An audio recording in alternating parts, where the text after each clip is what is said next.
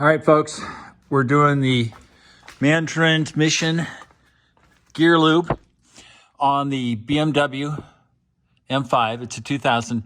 Now, this is interesting. There's a lot of stuff in the forums about, let's see if I can get some light on this MTF LT1. And apparently MTF stands for never needs to be changed. Lifetime oil, no oil change.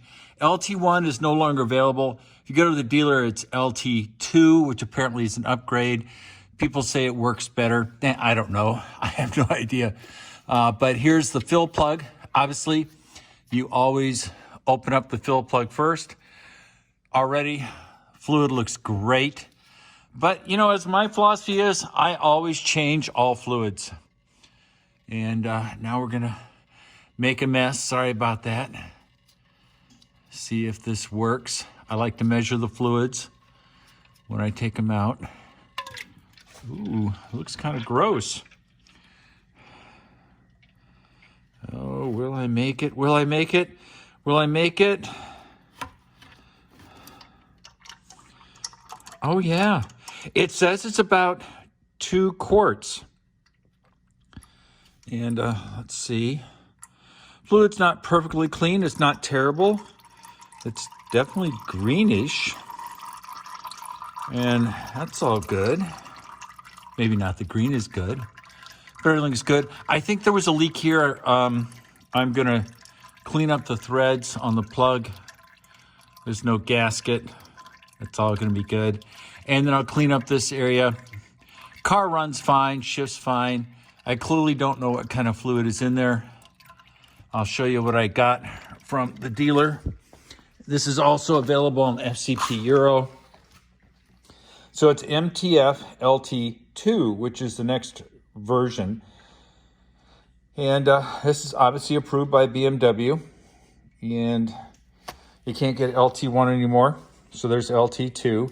Apparently Phoebe makes an equivalent. It's a GL4. 99% of the time you don't put a GL5 in a transmission because transmissions have what are called soft metals.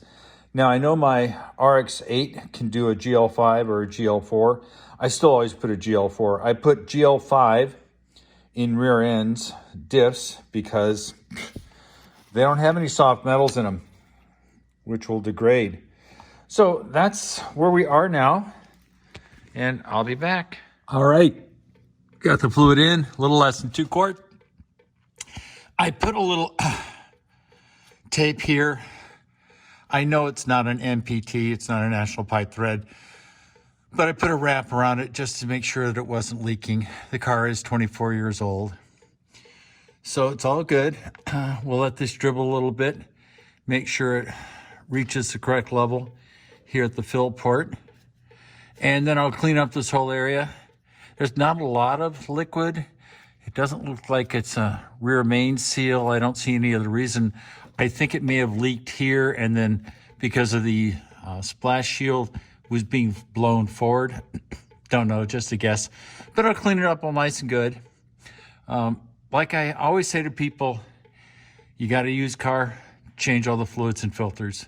Even if somebody says, oh, I had it done a week ago, just do it. What I've learned in some vehicles, especially ones as complicated as this M5, is the challenge is sometimes people don't know exactly which fluid to put in. They're in a hurry. They just put whatever they've got. And given that this transmission is no longer available, BMW stopped selling it in 2016, you'd have to get a used one. That's assuming, or you'd have to get somebody to repair it. Boy, isn't it just easier to spend 40 bucks on fluid and not have to worry about replacing it? But I've met people who say, oh no, I can't spend 40 bucks on fluid, but I got this fluid I got 2 quarts of something that's comparable for $12 less than what the BMW approved fluid would cost. And I'm going, this transmission new, when it was still available, was $2,000. So you're gonna use a fluid that's close, but no cigar, and you're gonna save $12 on a transmission that's no longer available, but when it was $2,000. Yeah, I'm a little confused by that mindset. Now this is what the fluid looks like that's new. It's not green. It's a nice amber color. So I don't know that the fluid that was in there was in fact the correct fluid. That's my point. So it's better to spend a little too much on a car that's worth 60, 70, 80 grand than it is to cheap out. So I love you all. Peace out.